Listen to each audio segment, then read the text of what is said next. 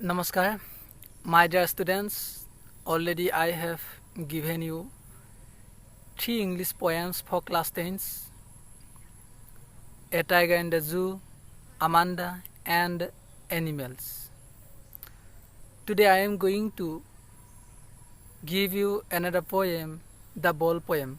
But today's class will be totally on English. I will give this poem, I will illustrate this poem in both English and Hindi. Already I have given the 3 poems, especially in our mother language in Assamese. I hope all the Assamese medium students will be able to understand the poem very easily. So let me start.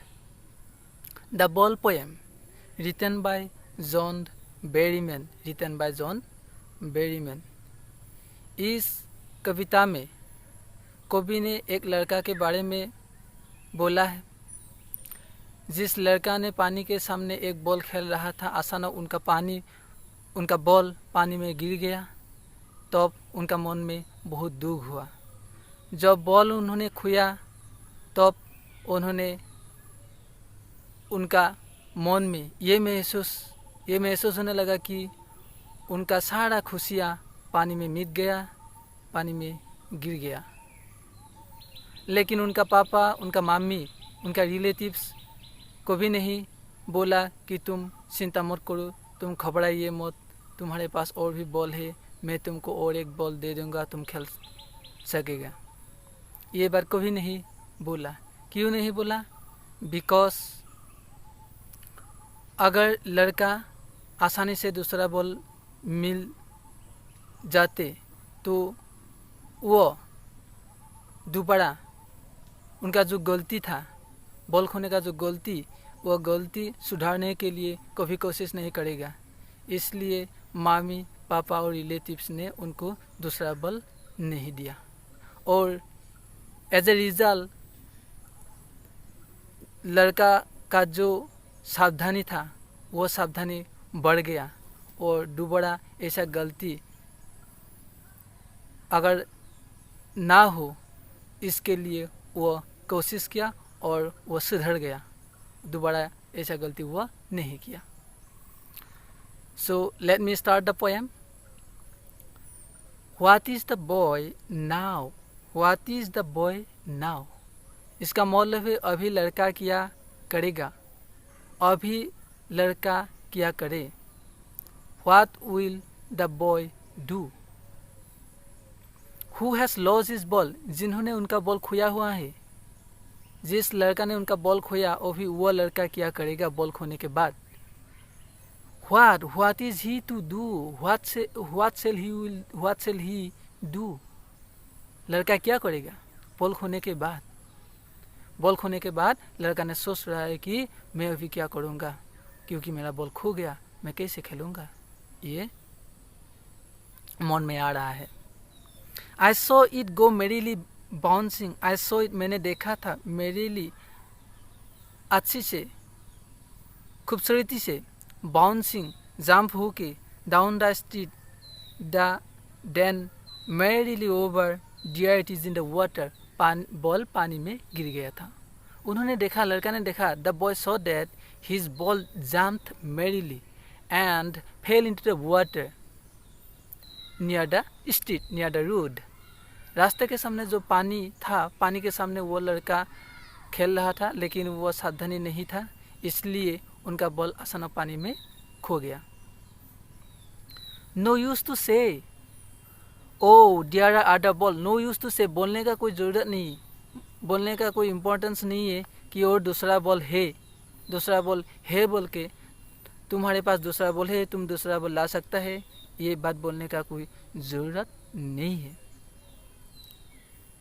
An ultimate shaking grief speaks the boy as he stands rigid, trembling, staring down all his young days into the harbor where his ball went. और ball खोने के बाद ultimately उनका मन में इतना गम हुआ, उनका मन में इतना दुख हुआ और इस दुख के लिए, इस गम के लिए लड़का सीधा होके खड़ा हो गया। लड़का कांपने लगा, ट्रेम्बलिंग मतलब कांपने लगा और खड़ा होके वो देख रहा था उनका बल कहाँ खो गया, कैसे खो गया, वो सोचने लगा। और उनका मन में ये महसूस हुआ कि उनका जब वह छोटा बच्चा था तब उनका जो खुशियाँ था, उनका मन में जो सुंदरता था, वह खुशियाँ, सारा खुशियाँ पानी में गिर गया, हार्बर में गिर गया। हार्बर का मतलब है समंदर का खाद, जहाँ जहाज आते हैं, जाते हैं और रुकते हैं, वहाँ उनका सारा खुशियाँ मिट गया, सारा खुशियाँ ख़त्म हो चुका। I would not intrude on him। Introduce का मतलब इंटरफेयर, हस्तक्षेप। मैंने कभी हस्तक्षेप नहीं करूँगा। उनका मामी, उनका पापा, मैंने मतलब उनका मामी और पापा और रिलेटिव ने बोला कि इस बात में हम लोगों ने कभी कमेंट नहीं करूँगा। बॉल खोने के ऊपर, बॉल पानी में गिरने के ऊपर हम लोगों ने कभी कोई कमेंट नहीं करूँगा। A dime means 10 cent, dime equal to 10 cent। US dollar होता है, ये US करेंसी होता है और इसको कहा जाता है a dime, 10 cent. 10 rupees, 10 rupees is not enough. Another ball, एक दूसरा बॉल खरीदने के लिए is worthless, not enough. Worthless means not enough. दूसरा बॉल खरीदने के लिए 10 रुपीस ज़्यादा नहीं होता है। 10 rupees is not enough to buy another ball। ये पैसा की बात नहीं है। 10 रुपीस और ए डाई इज वर्थलेस, इसका मतलब ये पैसे की बात नहीं है। 10 रुपीस ज़्यादा नहीं होता है दूसरा बॉल खरीदने के लिए। 10 रुपीस आसानी से दे सकता है और दूसरा बॉल आसानी से खरीद सकता है। Now he sense first responsibility.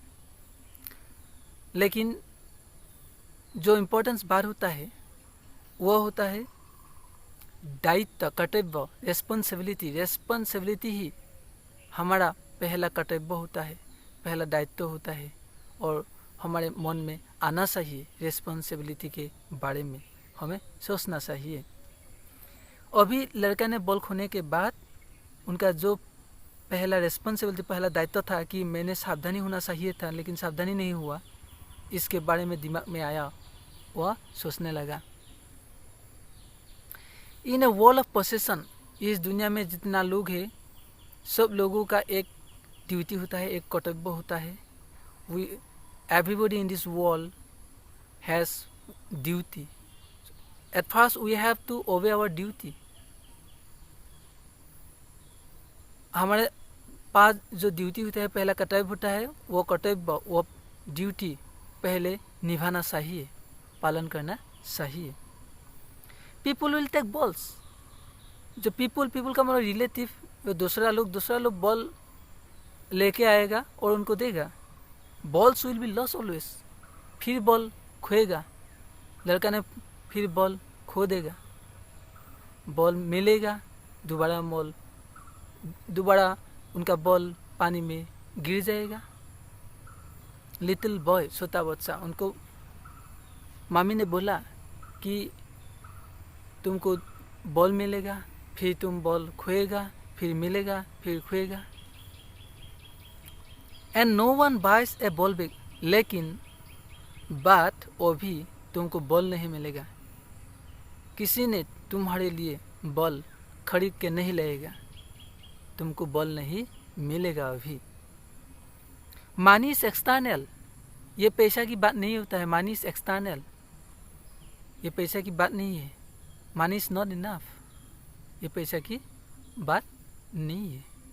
10 Saint इतना ज़्यादा नहीं है। 10 cent is not enough to buy another ball, but main thing is duty, main thing is responsibility. Before going to do something, we have to mind responsibility. हमें responsibility के बारे में सोचना चाहिए कुछ करने से पहले. So money is not enough. Money is external. ये पैसे की बात नहीं होता है, ये सिर्फ रेस्पॉन्सिबिलिटी की बात होता है, ये सिर्फ सावधानी की बात होता है. हमें सावधानी होना चाहिए कुछ करने से पहले. He is learning well behind his despite that he is learning. अभी वो लड़का सीख रहा है. Now the boy is learning about responsibility after losing his ball in the water. When the ball of the boy fell into the water, when he lost his ball, then the boy is learning a lesson. The lesson is that he should be careful before going to do something. कुछ करने से पहले वो सावधानी होना चाहिए. ये सोच, ये थॉट्स उनके दिमाग में अभी आया, वो मन में सोचने लगा. Well behind his desperate eyes. Ball खोने के बाद उनका आइज, उनका जो आँखों में कुछ हताशा आया हुआ है. desperate का मतलब हताशा आया हुआ है, आ सकता है, क्योंकि उनका बॉल उनके लिए एक बड़ा चीज़ था, बड़ा महत्वपूर्ण चीज़ था, लेकिन उन्होंने खो दिया, उनका खेल ख़त्म हो गया, इसलिए वो थोड़ा हताशा फील किया. He is feeling desperate. The epistemology of loss. Epistemology का मतलब खोने का जो अनुभव होता है, खोने के बाद हमारा मन में जो दर्द होता है, जो गम होता है, इस दर्द, इस गम और इस अनुभव को एपिस्टेमोलॉजी कहा जाता है. Epistemology of loss. Effects of something after losing it. कोई चीज़ खोने के बाद, कोई चीज़ गुम हो जाने के बाद हमारे मन में जो दुख होता है, वही दुख अभी लड़का ने सोचने लगा. कि मैंने क्यों सावधानी नहीं हुआ, और सावधानी नहीं होने की वजह से मेरा बॉल खो गया, मैंने खो दिया. अभी वो लड़का सोचने लगा, उनका मन में आया. How to stand up knowing what every man must one day. How to stand up. उन्होंने अभी एक बात सीखने लगा. The boy is now learning a lesson that we should know how to stand, how to silence the mind after losing something. क्योंकि कुछ खोने के बाद हमारा मन थोड़ा नर्वस फील होता है. We feel nervous after losing our things, after losing our important things. So तब हमें कैसे सामना करना पड़ता है, कैसे सामना करना चाहिए, कैसे खड़ा होना चाहिए इस प्रॉब्लम के सामने, अभी इसके बारे में लड़का सोच रहा है, लड़का सीख रहा है. The boy is learning the feelings of losing something. Now the boy is learning how to silence, how to control his mind after being desperate when he lost something. Knowing what every man must one day know. और सभी लोग ये जानना चाहिए, इसके बारे में सोचना चाहिए. कुछ काम करने से पहले हमें हमारा जो ड्यूटी होता है, इस ड्यूटी के बारे में हमें जानना चाहिए, मालूम होना चाहिए. And most know many days how to stand up. और ज़्यादातर लोग इसके बारे में जानता भी है. ज़्यादातर लोग कुछ खोने के बाद हमारा मन जब डिस्पायर होता है, हताशा होता है, इस हताशा कैसे सामना करना पड़ता है, इसके बारे में ज़्यादातर लोग मालूम हो चुका है, ज़्यादातर लोग जानते हैं. सो we have to be careful, we have to be sincere before going to do something, so that we should not loss the things. कभी कभी क्या होता है, जब मामी हमको 200 रुपया देता है कि तुम जाओ सामान खरीद के ले आओ, तब क्या होता है, हम जल्दी सामान खरीदने के लिए जाता हूँ, लेकिन बीच में हमारा पैसा खो गया। खो जाने के बाद हम घर लौट आया और मामी ने बोला सामान कहाँ है। तब मैंने बोला कि पैसा खो गया मामी, खरीद नहीं पाया। तब मामी फिर 200 रुपया दिया और बोला जाओ खोने दो और फिर 200 रुपया लेके जाओ, दोबारा सामान खरीद के ले आओ। तब हमारे मन में क्या होता है, हमें जो खोने का अनुभव होता है, लॉस होने का जो अनुभव होता है, फीलिंग्स ऑफ लॉस, कुछ चीज़ खोने के बाद जो मन में हमारा डिस्पाइट होता है, वो कभी दिमाग में नहीं आएगा और हमारे मन में सावधानी नहीं बढ़ जाएगा। लेकिन जब मामी ने गाली देगा, डांटेगा हमको पैसा खाने के लिए, क्यों खोया तुमसे, तुम क्यों अच्छी तरीक़े से पैसा लेके नहीं गया, तुम क्यों सावधानी नहीं हुआ। जब ये बात बोल के गाली देगा, डांटेगा, तब हमारे मन में ये सोच आएगा कि अभी तो सिर्फ गाली मिला, लेकिन दोबारा ऐसा गलती किया तो पिटाई भी मिलेगा, पिटाई भी मिल सकता है। सो before going to do something, we have to be careful, we have to be sincere, so that we should not lose anything. So जब हमें कोई चीज़ आसानी से मिलता है तो भी हमारा सिंसियरिटी नहीं बढ़ेगा, लेकिन when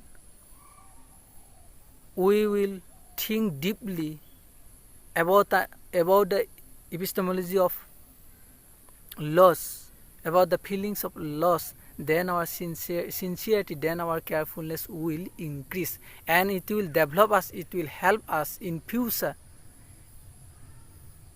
in proceeding our life, in progressing our life. Sincerity. And now I am giving you the important questions, answers of the poem The Bull poem, written by John Berryman.